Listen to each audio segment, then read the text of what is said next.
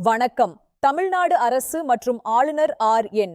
ரவி இடையிலான மோதல் தற்போது ஒரு மிக முக்கியமான அரசியலமைப்பு சிக்கலாக உருவெடுத்துள்ளது. மக்களால் தேர்ந்தெடுக்கப்பட்ட ஒரு அரசுக்கும் மத்திய அரசால் நியமிக்கப்பட்ட ஆளுநருக்கும் இடையிலான இந்த முரண்பாடு ஏன் இவ்வளவு தீவிரமடைந்துள்ளது? ஆளுநர் என். ரவி அவர்களின் செயல்பாடுகள், குறிப்பாக முக்கியமான மசோதாக்களுக்கு ஒப்புதல் அளிக்காமல் காலந்தாழ்த்துவது பெரும் விவாதத்தை கிளப்பியுள்ளது. நீட் விலக்கு மசோதா முதல் மாநில பல்கலைக்கழக சட்டங்கள் வரை பல கோப்புகள் ஆளுநர் மாளிகையில் பல மாதங்களாக நிலுவையில் உள்ளன. அரசியலமைப்புச் சட்டத்தின் 200வது பிரிவு ஒரு மசோதா ஆளுநரிடம் வரும்போது அவர் என்ன செய்ய வேண்டும் என்பதை தெளிவாக விளக்குகிறது. சட்டத்தை நிராகரிக்க ஆளுநருக்கு அதிகாரமில்லை என்றும் அவர் மீண்டும் சட்டமன்றத்திற்கே திருப்பி அனுப்ப வேண்டும் என்றும் அரசு வாதிடுகிறது. இதற்கு பதிலடியாக முதலமைச்சர் ஸ்டாலின் தலைமையிலான அரசு ஆளுநருக்கு எதிராக சட்டமன்றத்தில் பல தீர்மானங்களை நிறைவேற்றியுள்ளது. ஆளுநரின் செயல்பாடுகள் மாநில சுயாட்சிக்கும் கூட்டாட்சி தத்துவத்திற்கும் எதிரானது என்பது ஆளும் தரப்பின் மிக முக்கியமான குற்றச்சாட்டு. இந்த விவகாரம் உச்சநீதிமன்றம் வரை சென்றுள்ளது. ஆளுநர்கள் மசோதாக்களை காலவரையின்றி நிறுத்தி வைக்க முடியாது என்று நீதிமன்றம் அறிவுறுத்தியுள்ளது. மக்களால் தேர்ந்தெடுக்கப்பட்ட அரசின் விருப்பத்திற்கு ஆளுநர் மதிப்பளிக்க வேண்டும் என்பதே உச்சநீதிமன்றத்தின் சமீபத்திய கருத்துக்களின் சாராம்சம். இது ஒரு மாநிலத்தின் பிரச்சினை மட்டுமல்ல, ஒட்டுமொத்த இந்திய கூட்டாட்சி அமைப்பின் சமநிலையை பாதிக்கும் விஷயம். மத்திய மாநில உறவுகளில் ஆளுநரின் பங்கு என்ன என்பது குறித்த நீண்டகால விவாதத்தை இது மீண்டும் முன்னுக்கு கொண்டு வந்துள்ளது. ஆளுநர் மேடைகளில் பேசும் அரசியல் மற்றும் கொள்கை ரீதியான கருத்துக்களும் மாநில அரசுக்கும் அவருக்குமான இடைவெளியை அதிகப்படுத்தியுள்ளது. பொதுமக்கள் மற்றும் அரசியல் ஆய்வாளர்கள் மத்தியில் இது குறித்த மாறுபட்ட மற்றும் தீவிரமான கருத்துக்கள் நிலவுகின்றன. சட்டப்பூர்வமான மசோதாக்கள் முடங்குவதால் உயர்கல்வி மற்றும் நிர்வாக ரீதியான பல திட்டங்கள் பாதிக்கப்படுவதாக அரசு கவலை தெரிவிக்கிறது.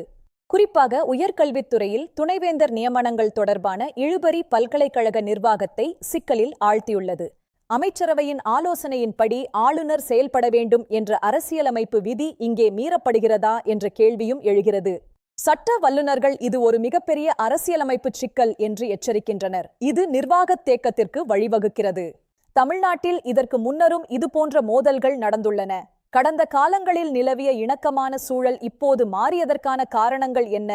1990களில் நிலவிய அரசியல் சூழலுக்கும் தற்போதைய சூழலுக்கும் உள்ள ஒற்றுமைகளையும் வேற்றுமைகளையும் நாம் கவனிக்க வேண்டும். சர்க்காரியா ஆணையத்தின் பரிந்துரைகள் ஆளுநரின் செயல்பாடுகள் குறித்து என்ன கூறுகின்றன? அதை ஏன் அரசு வலியுறுத்துகிறது? ஆளுநர் பதவி என்பது ஒரு மாநிலத்தின் கௌரவமான பதவி. அவர் அரசியலுக்கு அப்பாற்பட்டவராக இருக்க வேண்டும் என்பது அந்த ஆணையங்களின் சாராம்சம். ஒவ்வொரு அரசியல் கட்சியும் இந்த விவகாரத்தை தங்கள் விருப்பப்படி அணுகுகின்றன. இது கள அரசியலில் பெரும் தாக்கத்தை ஏற்படுத்துகிறது. ஊடகங்கள் மற்றும் சமூக வலைதளங்களில் இது ஒரு மிகப்பெரிய விவாதப் பொருளாகவே இருந்து வருகிறது. மக்கள் மத்தியில் பல கேள்விகளை இது உருவாக்கியுள்ளது. சட்டமன்றத்தின் இறையாண்மை என்பது ஜனநாயகத்தின் உயிர்நாடி. அதை ஒரு தனிநபர் முடக்க முடியுமா என்பதுதான் தற்போதைய மைய விவாதம். ஒரு மசோதா மீண்டும் நிறைவேற்றப்பட்டு அனுப்பப்பட்டால் ஆளுநர் அதற்கு ஒப்புதல் அளிப்பது கட்டாயம் என்று உச்சநீதிமன்றம் மீண்டும் உறுதி செய்துள்ளது. தற்போது ஏற்பட்டுள்ள இந்த முட்டுக்கட்டை நீடித்தால் அது மாநிலத்தின் நிர்வாகத்தை செயலிழக்கச் செய்யும் என்று விமர்சகர்கள் எச்சரிக்கின்றனர். மற்ற நாடாளுமன்ற ஜனநாயக நாடுகளில் இதுபோன்ற சூழல்கள் எவ்வாறு கையாளப்படுகின்றன? அங்கெல்லாம் ஆளுநர் போன்ற பதவிகளின் நிலை என்ன? இந்த சிக்கலுக்கு சட்ட ரீதியான தீர்வு மட்டுமே போதுமானதா அல்லது இருதரப்புக்கும் இடையே அரசியல் ரீதியான புரிதல் அவசியமா?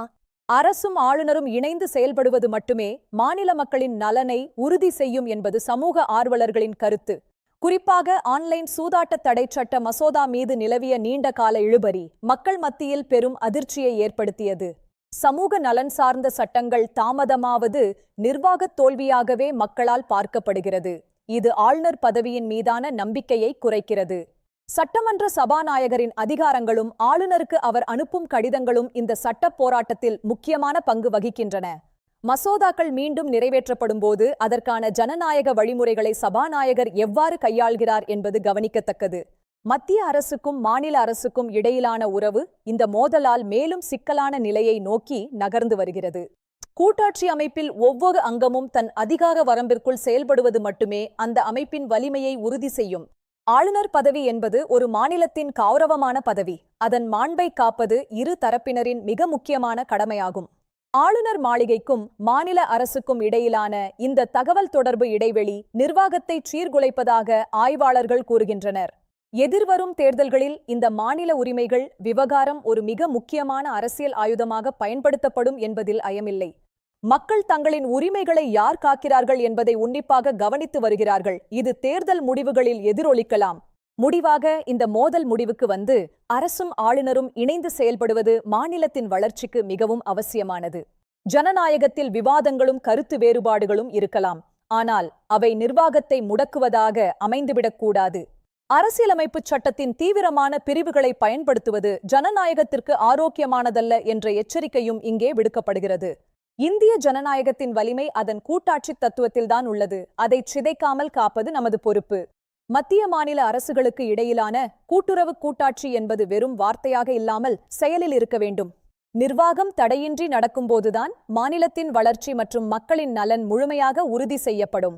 ஆளுநர் அரசு மோதல் என்பது வெறும் அதிகார போட்டியல்ல, இது ஜனநாயகத்தின் எதிர்காலத்தை தீர்மானிக்கும் ஒரு போராட்டம்.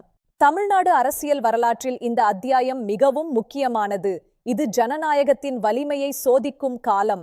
அரசியலமைப்புச் சட்டம் என்பது அனைவராலும் மதிக்கப்பட வேண்டிய ஒன்று. அதில் எந்த சமரசமும் இருக்கக்கூடாது என்பதுதான் இன்றைய நிதர்சனம். இந்த விவாதம் குறித்த உங்கள் கருத்துக்களை தெரியப்படுத்துங்கள். நன்றி, வணக்கம்.